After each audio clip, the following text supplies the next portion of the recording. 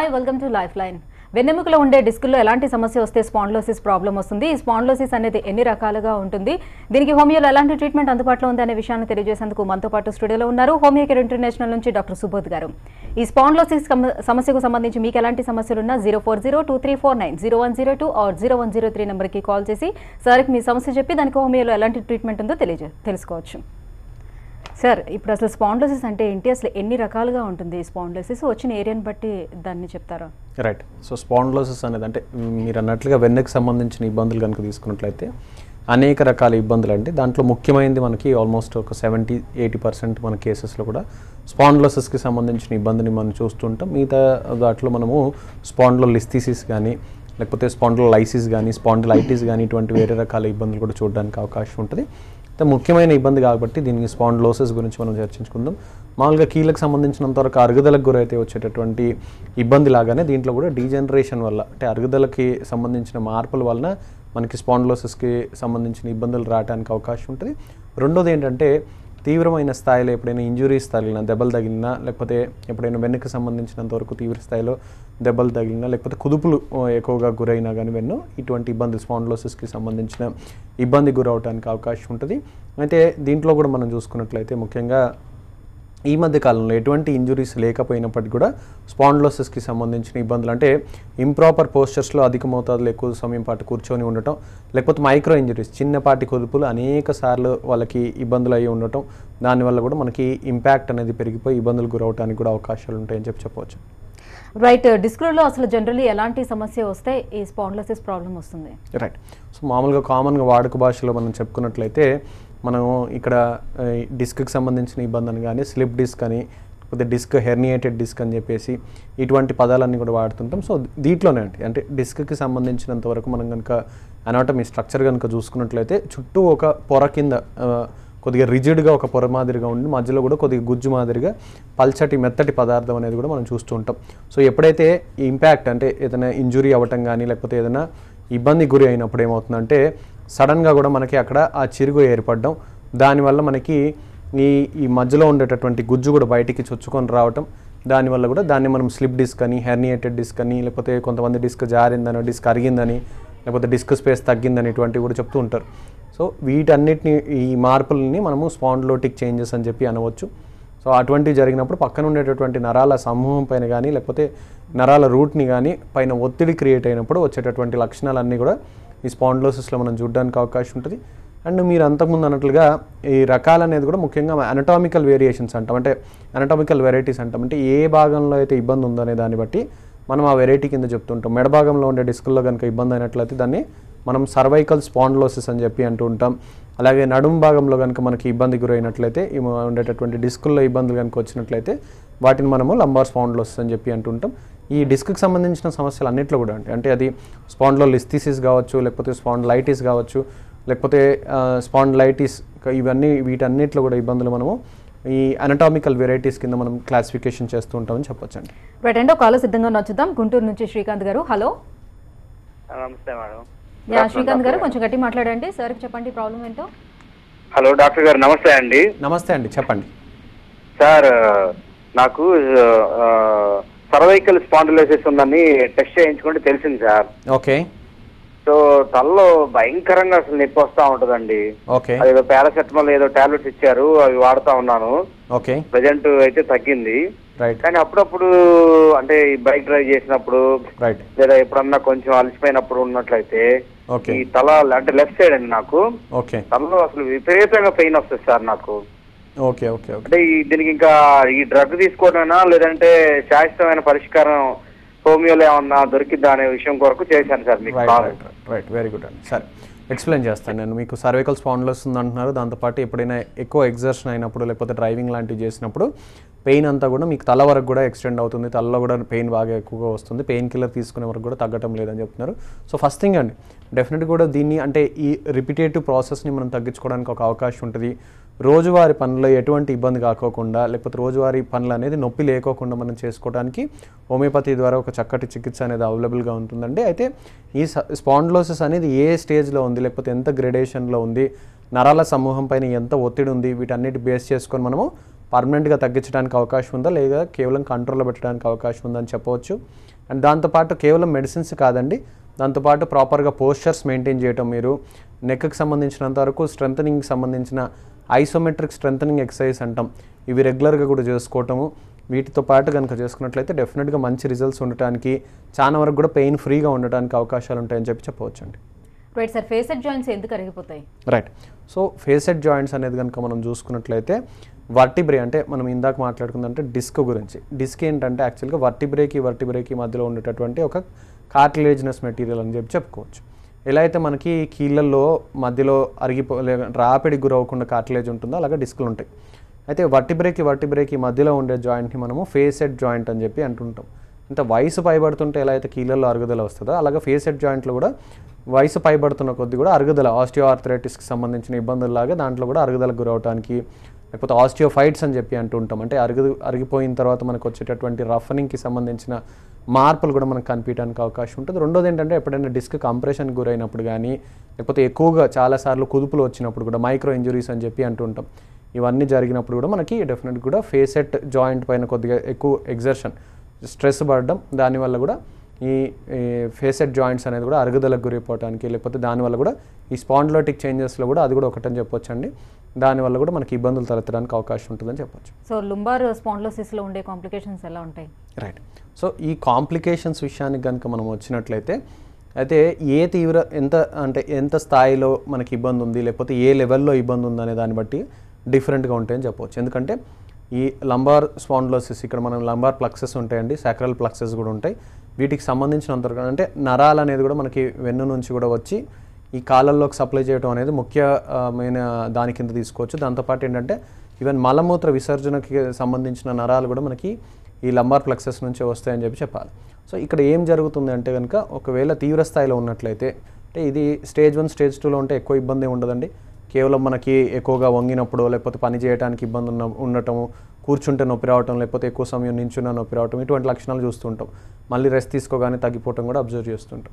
అదే ఎప్పుడైతే ఎక్కువ తీవ్ర స్థాయిలో కనుక ఇబ్బందులు ఉన్నాయి, స్పాండిలోసిస్ అనేది కొద్దిగా ఎక్కువగా ఉంది, పక్క నుండే నరాల సమూహం పైన మనకి ఇబ్బంది అంటే ప్రెజర్ క్రియేట్ అవుతూ ఉంది, అలాగే మనకి కెనాల్ స్టెనోసిస్ అని చెప్పి అంటుంటాం. అంటే మధ్యలో ఉండే ముఖ్యమైన వెన్ను స్పైనల్ కార్డ్కి సంబంధించినంత వరకు కూడా నారోయింగ్ అయిపోవటం, అక్కడ దానికి సంబంధించిన ఆ దారి కూడా సన్నబడిపోవటం, స్టెనోసిస్ గురవటం, దానివల్ల వచ్చేటటువంటి ప్రెజర్ కనుక ఎక్కువగా ఉన్నట్లయితే అక్కడ మనకి ఈ కాంప్లికేషన్స్కి సంబంధించిన లక్షణాలు ఎక్కువ ఉండడానికి అవకాశం ఉంటుంది. ముఖ్యంగా కనుక చూసుకున్నట్లయితే కామన్గా వచ్చేటటువంటి ఇబ్బంది సియాటికా అని చెప్పి అంటుంటాం.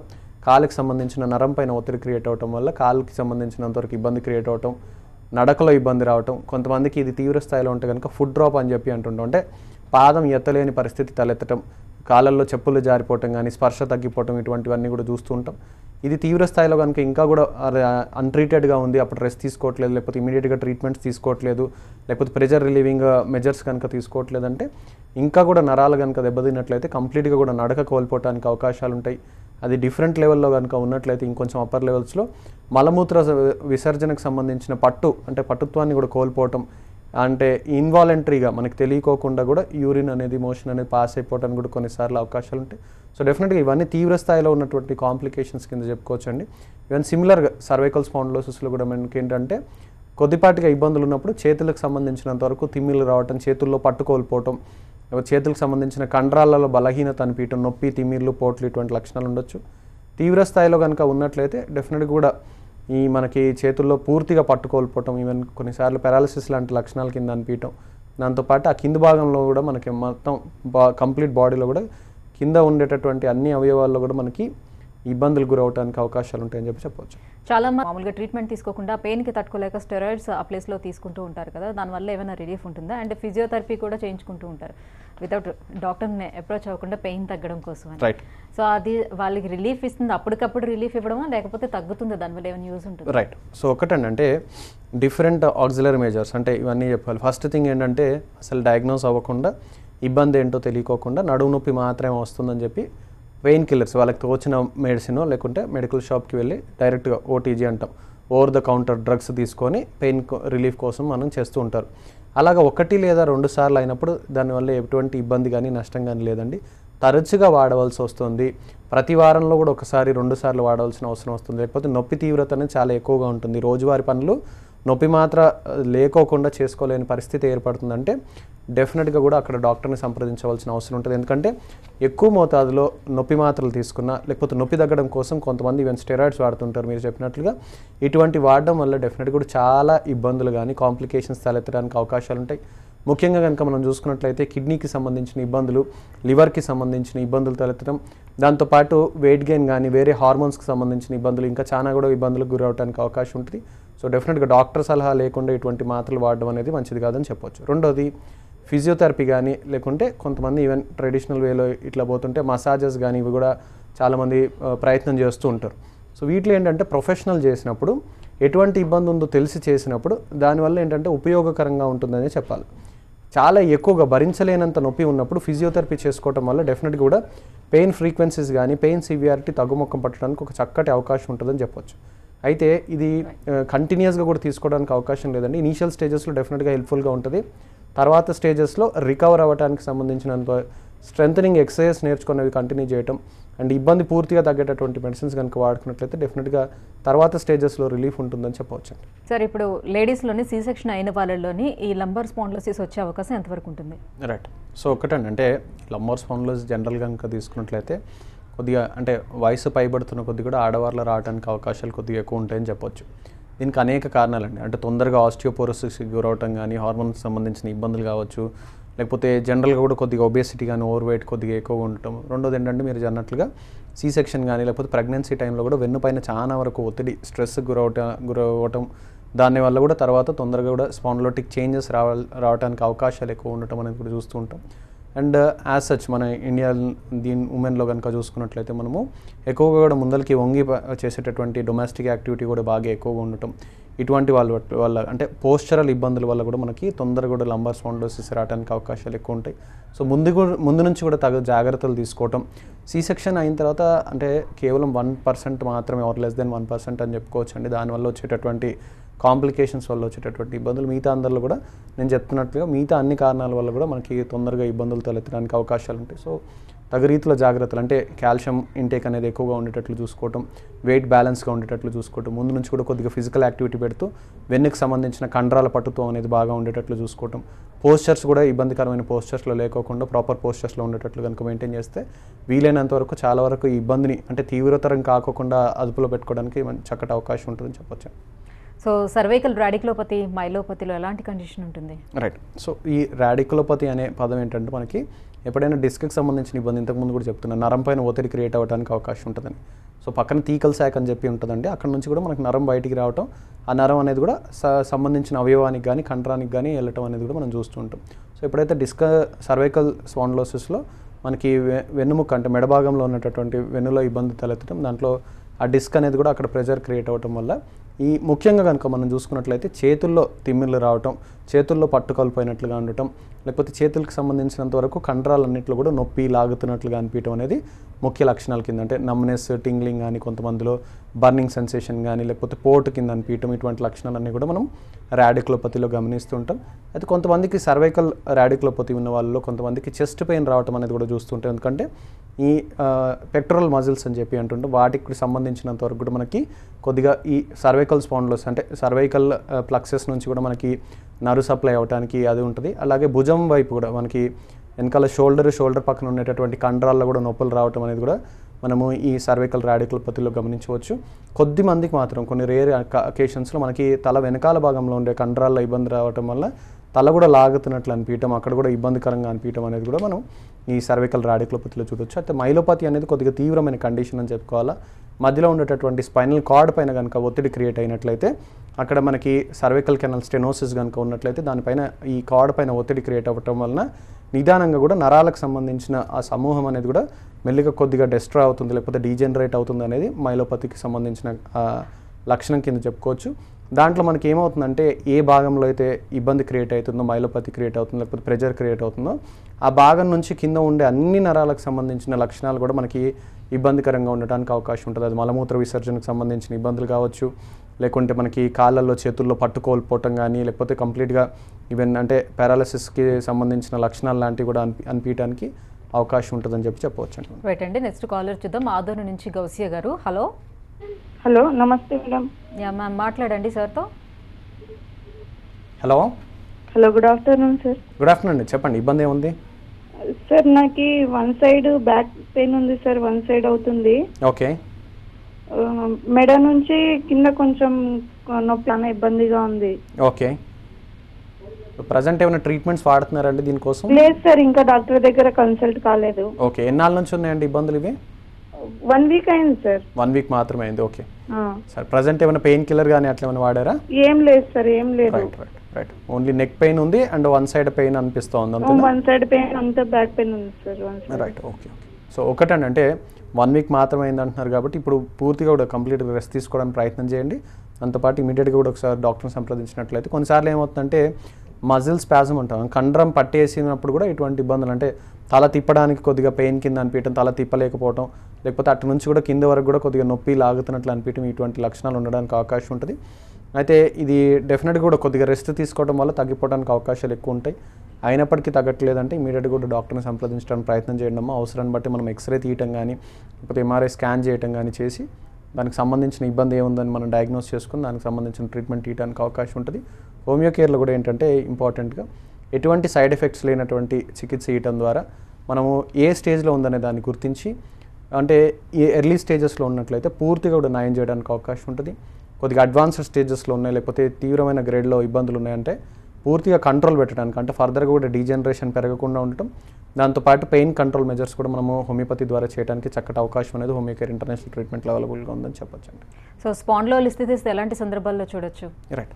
సో స్పాండిలోలిస్థెసిస్ అంటే ఏంటంటే ఒక డిస్క్కి రిలేటివ్గా ఇంకో డిస్క్, లేకపోతే ఒక వర్టిబ్రే పైన ఉండేటటువంటి డిస్క్ రిలేటివ్ పొజిషన్, అంటే అన్నీ కూడా ఒక పొజిషన్లో ఉండాలా. అట్లా కాకోకుండా ముందలకి కానీ వెనకాల కానీ జారిపోవటాన్ని మనము స్పాండిలోలిస్థెసిస్ అని చెప్పి అంటుంటాం. అది దాంట్లో 2 రకాల కింద మనం యాంటీరియర్ స్పాండిలోలిస్థెసిస్, అట్లాగే పోస్టీరియర్ స్పాండిలోలిస్థెసిస్ అని చెప్పి అంటుంటాం. ఇది రిలేటివ్గా, ఇది కంప్లీట్గా కూడా జారిపోవటాన్ని. మనకి స్పాండిలోసిస్లో ఏమవుతుందంటే కేవలం మధ్యలో ఉన్న డిస్క్కి సంబంధించిన చిరిగి కొద్దిగా పొర బయటికి రావటం, లేకపోతే దాంట్లోంచి గుజ్జు బయటికి చొచ్చుకొని రావటం అనేది చూస్తుంటాం. దీంట్లో అట్లా కాకుండా కంప్లీట్గా డిస్క్ కూడా మొత్తం జారిపోవటం అనేది కూడా మనం స్పాండిలోలిస్థెసిస్లో చూడవచ్చు. జనరల్గా ఇంజురీస్ అయినప్పుడు, లేకుంటే సడన్గా ఏదైనా స్లిప్ అయి పడిపోయినప్పుడు, లేకపోతే రోడ్ ట్రాఫిక్ యాక్సిడెంట్స్ తర్వాత ఇటువంటి ఇబ్బందులు ఎక్కువ గమనిస్తూ ఉంటాం మనము. అండ్ దీనికి సంబంధించినంత వరకు ఎక్కువ గ్రేడ్లో కనుక ఉన్నట్లయితే సర్జరీస్కి వెళ్ళవలసిన అవసరం కూడా ఎక్కువ ఉంటుంది, కాంప్లికేషన్స్ ఎక్కువగా ఉంటాయి. ఇనీషియల్ స్టేజెస్లో ఉంది, లేకపోతే కొద్దిగా ఉంది అనుకుంటే డెఫినెట్గా కూడా మన మాత్రల ద్వారా, తర్వాత ఉండేటటువంటి జాగ్రత్తల ద్వారా, ఫిజియోథెరపీ ద్వారా దీన్ని కంట్రోల్లో పెట్టుకోవడానికి ఒక చక్కటి అవకాశం ఉంటుందని చెప్పొచ్చు. లంబార్ స్పాండిలోసిస్ ఉన్న వాళ్ళలో లైంగికపరమైన సమస్యలు ఎంతవరకు ఉంటాయి? రైట్. సో ఇది రాడిక్లోపతికి సంబంధించిన ఇబ్బంది అండి. అది అంటే మనకి ఏ నర్వ్ రూట్ పైన అయితే ప్రెజర్ ఉందనే దాన్ని బట్టి ఇటువంటి ఇబ్బందులు కూడా తలెత్తడానికి అవకాశం ఉంటుందని చెప్పవచ్చు డెఫినెట్గా కూడా. ఎందుకంటే ఇంతకుముందు చెప్తున్నాను, ఈవెన్ బౌల్, బ్లాడర్ కంట్రోల్ కూడా కోల్పోవడానికి అవకాశాలు ఉంటాయి. అటువంటప్పుడు ఈవెన్ సెక్షువల్గా కూడా కొంతమందికి మనం చూస్తుంటాం ఎరెక్టైల్ డిస్ఫంక్షన్స్ రావటం. కొంతమందికి లంబార్ స్పాండిలోసిస్ ఎక్కువగా ఉన్నప్పుడు రాడిక్లోపతి కింద మనకి స్క్రోటంలోకి పెయిన్ రావటం కానీ, లేకపోతే థైలోకి పెయిన్ రావటం కానీ చాలా తీవ్రంగా ఉండటం కూడా మనం చూస్తుంటాం. సో ఇవన్నీ కూడా నరాలకి సంబంధించిన ఒత్తిడి కనుక ఎక్కువగా ఉన్నట్లయితే ఇటువంటి ఇబ్బందులన్నీ కూడా క్రియేట్ అవడానికి అవకాశాలు ఉంటాయని చెప్పొచ్చు. సో ఇన్వెస్టిగేషన్స్ ఏముంటాయి వీటన్నిటికీ? రైట్. సో బేసిక్ ఇన్వెస్టిగేషన్ అయితే మనం ఎక్స్రేలో చాలా వరకు కూడా చూడవచ్చు అని చెప్పొచ్చండి. కాకుంటే ఎక్స్రేలో మనకి సాఫ్ట్ టిష్యూ డిస్క్కి సంబంధించిన అన్ని మార్పులు కూడా క్లియర్గా తెలియవు కాబట్టి, నరాలపైన ఒత్తిడి కూడా క్లియర్గా కనబడదు కాబట్టి ఎంఆర్ఐ అనేది ప్రిఫర్డ్ మోడ్ ఆఫ్ ఇన్వెస్టిగేషన్ అని చెప్పవచ్చు. సో ఎంఆర్ఐలో ఏంటంటే మనకి డిస్క్కి సంబంధించినంత వరకు సాఫ్ట్ టిష్యూ ఎంతవరకు చిరుగు ఉంది, లేకపోతే కండరం ఎట్లా ఉంది, లేకపోతే దీన్ని పట్టి ఉంచేటటువంటి ఈ కండరాలు ఎట్లా ఉన్నాయి, అండ్ అట్లాగే ఎంతవరకు నరాలపైన ఒత్తిడి క్రియేట్ అవుతుంది, మనకి కెనాల్ స్టెనోసిస్ కూడా ఏమైనా అవుతుందా, ఇవన్నీ కూడా కంప్లీట్గా డీటెయిల్డ్గా, అంటే ఎన్ని లెవెల్స్లో కూడా ఇబ్బంది ఉంది, ఎన్ని డిస్కుల్లో ఇబ్బంది ఉంది, ఇవన్నీ కూడా తెలియడానికి ఒక అవకాశం ఎంఆర్ఐలో ఉంటుందని చెప్పొచ్చండి. దీంతోపాటు అసోసియేటెడ్గా ఎప్పుడైనా అవసరం ఉన్నప్పుడు మనకి కాల్షియం, సీరం కాల్షియం కానీ, అంటే రక్తంలో ఎంత కాల్షియం ఉందని చూడటం, విటమిన్ డికి సంబంధించిన అది చూడటం, అండ్ దాంతోపాటు కొంతమందికి ఈ స్పాండిలో ఆర్థరైటిస్ అని చెప్పి అంటుంటాం, లేకపోతే యాక్సియల్ స్పాండిలో ఆర్థరైటిస్ అంటాం. అటువంటి ఇబ్బందులు ఉన్నప్పుడు మనము ఈ రుమ్టెడ్ ఆర్థరైటిస్కి సంబంధించి, లేకపోతే ఆర్థరైటిస్కి సంబంధించిన కంప్లీట్ ప్రొఫైల్ కూడా చేయవలసిన అవసరం ఉంటుందని చెప్పొచ్చండి. సో హోమియోలో ఎలాంటి ట్రీట్మెంట్ ఉంటుంది? ఆల్రెడీ సర్జరీ చేసుకుని ఆ పెయిన్ తగ్గని వాళ్ళకి కూడా రిజల్ట్ ఉంటుందా హోమియోలో? రైట్. సో ఒకటండి, అంటే సర్జరీ ఎటువంటి పరిస్థితుల్లో చేయవలసిన అవసరం వచ్చిందనేది కూడా చూడటం ఇంపార్టెంట్ అండి. కంప్లీట్గా కూడా నరాలపైన చాలా తీవ్రమైన ఒత్తిడి ఉంది, ఇమీడియట్గా కూడా డీకంప్రెషన్ చేయకపోతే కంప్లీట్గా చాలా వరకు లాస్ అవుతుంది అనుకునే పేషెంట్స్లో డీకంప్రెషన్ చేసిన తర్వాత కూడా కొన్ని నరాలు ఆ ప్రాసెస్లో దెబ్బతింటాయి, కొన్ని అంతకుముందు దెబ్బతినటం వల్ల రికవర్ అవ్వకుండా ఉండిపోతాయి. అటువంటి కేసెస్లో ఛాన్సెస్ అనేది చాలా తక్కువగా ఉంటాయని చెప్పొచ్చు అండి, చాలా నేరోగా ఉంటుంది. ఎందుకంటే ఆల్రెడీ నరం కనుక డ్యామేజ్ అయిపోయిన ఇనీషియల్గానే స్టార్టింగ్ నుంచి ఇమీడియట్గా ట్రీట్మెంట్ కనుక మొదలుపెట్టినట్లయితే రికవరీ పాసిబిలిటీస్ ఎక్కువగా ఉంటాయి. ఎందుకంటే నర్వ్ రికవరీ, నర్వ్ రీజనరేషన్ అనేది చాలా కష్టంతో కూడుకున్నటువంటి పని. ఎట్లయితే టైం గడుస్తున్న కొద్దీ ఈ రికవరీ అవ్వడానికి అవకాశాలు కూడా పూర్తిగా తగ్గుముఖం పడతాయని చెప్పొచ్చు. ఆ కేసెస్లో కేవలం పెయిన్ కంట్రోల్ చేయటం, ఫర్దర్గా డీజనరేషన్ లేకుండా చూసుకోవటం ఇంపార్టెంట్ టార్గెట్ కింద, ట్రీట్మెంట్ టార్గెట్ కింద ఉంటుందని చెప్పొచ్చు అండి.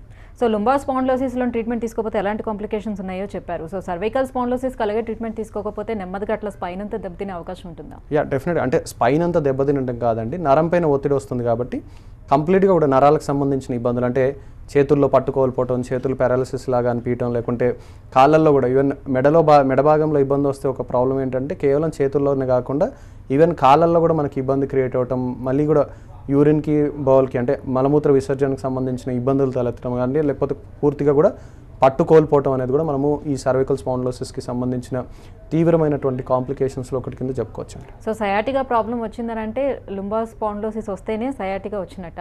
సో రెండింటికి ట్రీట్మెంట్ తీసుకోవాల్సి ఉంటుంది అప్పుడు. రైట్. సో ఒకటండి, అంటే సయాటికా రావడానికి గల కారణం ఏంటంటే సయాటిక్ నర్వ్ పైన ఒత్తిడి వస్తుందని అర్థం.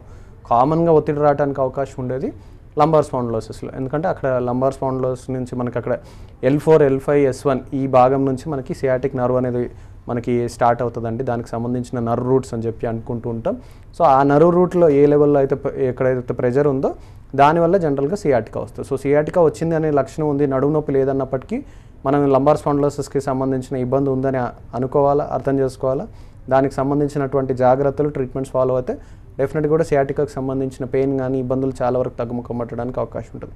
కొద్దిమందిలో కొన్ని రేర్ ప్రజెంటేషన్స్ చూస్తూ ఉంటాం. పాదంలోని నొప్పి తిమిరి వస్తూ ఉంది, నడుములో ఎటువంటి ఇబ్బంది లేదు, వేరే కండరాల్లో ఇబ్బంది లేదని వస్తూ ఉంటారు. వాళ్ళ కంప్లీట్గా ఇన్వెస్టిగేట్ చేస్తే పాదంలో ఇబ్బంది ఉండదు, అది సియాటికాలో ఒక రేర్ ప్రజెంటేషన్. నడుము భాగంలో లంబార్ స్పాండిలోసిస్ ఉంటుంది తీవ్ర స్థాయిలో, దానివల్ల ఇటువంటి ఇబ్బంది వస్తుంది. సో అవన్నీ కూడా మనం చూసుకొని డెఫినెట్గా కూడా రెండింటికి ట్రీట్మెంట్ చేసినట్లయితే మంచి రికవరీ ఉంటుందని చెప్పొచ్చు అండి. But thank you so much అండి. స్పాండిలోసిస్కి హోమియోలో ఎలాంటి ట్రీట్మెంట్ ఉంటుందో తెలియజేసినందుకు. ఇది వాటి లైఫ్ లైన్ చూస్తూనే ఉండండి TV9.